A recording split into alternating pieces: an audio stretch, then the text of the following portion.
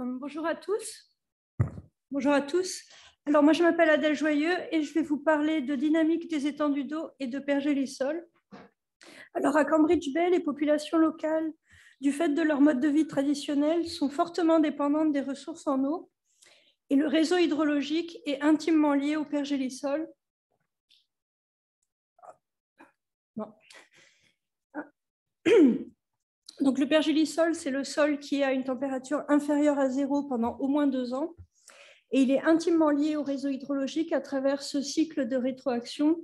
Donc, il y a le climat avec notamment l'augmentation des températures qui va épaissir la couche active. La couche active, c'est la couche qui est saisonnalement dégelée, enfin, l'eau est dégelée.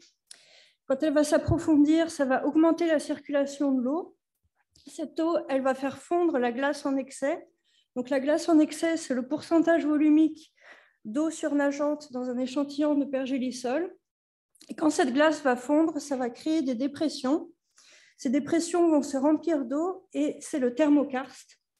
Ce thermokarst, ces lacs thermokarstiques, en fonction du contenu en matière organique, ils vont être des sources potentielles de gaz à effet de serre.